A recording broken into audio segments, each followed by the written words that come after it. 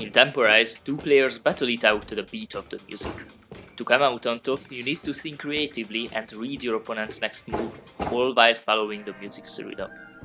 You barely need anything to play, so you can play virtually anywhere if there are at least two of you.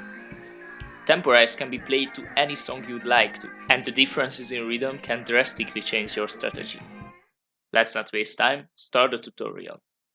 There aren't many requirements in order to play this game. You're gonna need 2 by 3 grids, as shown here. You can easily make them with a piece of paper and a pen or pencil. You could also add some decorations to them if you wanted to. Your pawns should roughly fit inside a single cell. Although more experienced players can play without grids, when starting out, I really recommend playing with them. You will also need some kind of device to play music from, even your phone will do.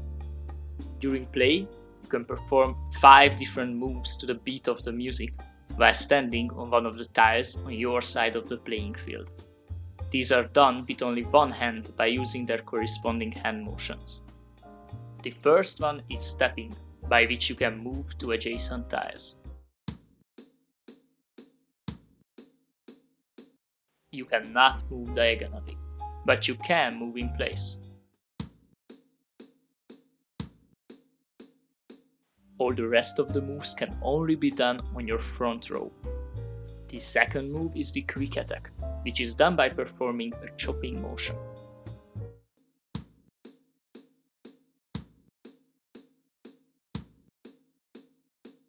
On the beat you do the attack on. If your opponent is standing in their first row and on the tile in front of you, you score a point. After you do a quick attack, you have to step in place on the next beat. You can quick attack while moving, so you can attack from tiles adjacent to your current one on the next beat.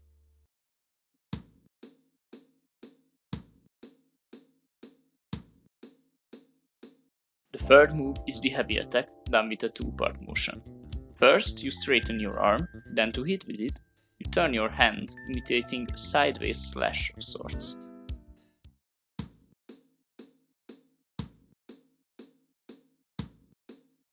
The heavy attack works similarly to the quick attack, but not only does it hit the tile in front of you, it also hits tiles in their front row adjacent to it. So if you were to do it on the side of the grid, it would hit these 2 tiles, and if you were to do it in the middle, it would hit their entire front row. You can heavy attack while moving, and unlike with the quick attack, you're free to do any move on the beat after it. No need to step in place. The first part of the attack can be held for as many beats as you'd like.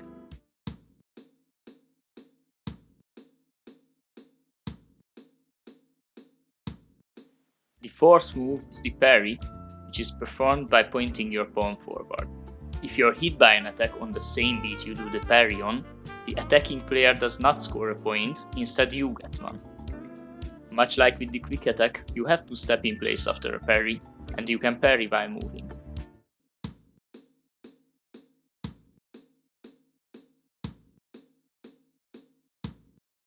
Before I move on to the last move, there's a few more rules to go over. If you score a point with a quick attack or with a parry, you don't need to step in place anymore, you can perform any other action on the next beat.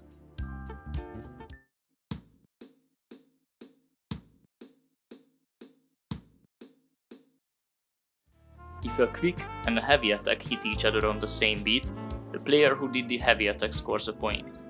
If 2 of the same attacks hit each other, then nobody scores a point.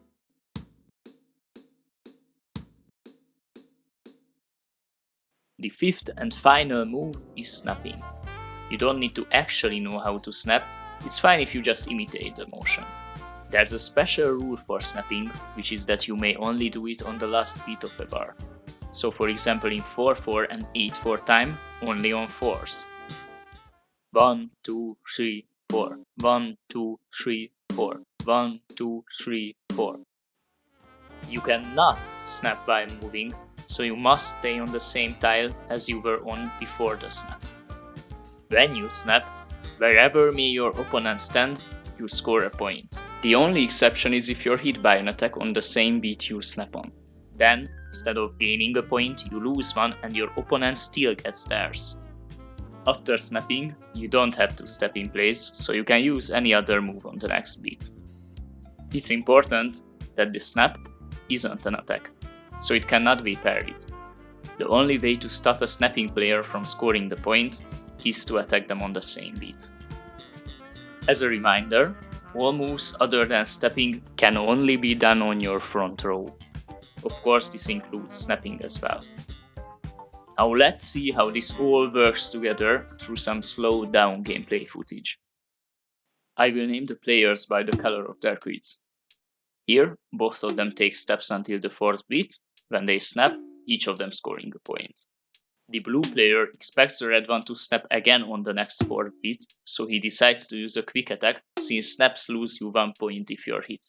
Since he scores a point, he doesn't have to step in place and immediately goes into a heavy attack. However, the red player reacts to the first part of it and parries the hit. Because the parry got him a point, he doesn't have to step in place and steps back instead. The blue player expects yet another snap on the next 4th beat, so he plans another attack. The red player reads this and steps back to avoid the moving quick attack. Because the attack whiffs and doesn't score a point, the blue player now has to step in place, which the red can hit with a moving quick attack of their own. Keeping in mind that the red player reacted with a parry to their heavy attack earlier, the blue player does another heavy attack, but delays it this time, holding the first part for an additional beat.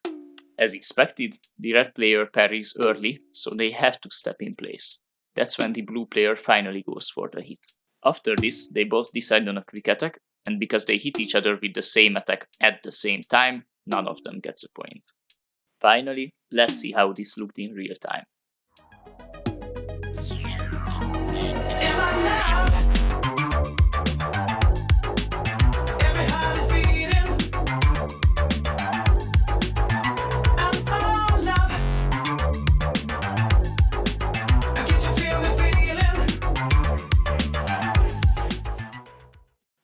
If this all seemed a little overwhelming, don't panic. It might be unusual at first, but you can get a feel for it after a couple of songs. So find someone and start playing. Choose music. In the beginning it's best to find some that is in 4/4 or 8/4 and has a clearly audible rhythm. It shouldn't be too fast, but if it is, you can play to every other beat in order to halve the tempo. You can also play to a metronome on your phone, just make sure the 4th note is different and set it to 100 BPM. Ask someone else to count your points for you, or ignore it completely and just practice the basics. At first, try to focus on steps, quick attacks and snaps, and then add heavy attacks and parries into the mix once you got those down. When you feel like you've got the hang of it, watch the second part, where you can find out how to play full matches and how to count your scores alone during a game. If you have any questions left, ask them in the comments and I'll try to answer them. Have fun playing!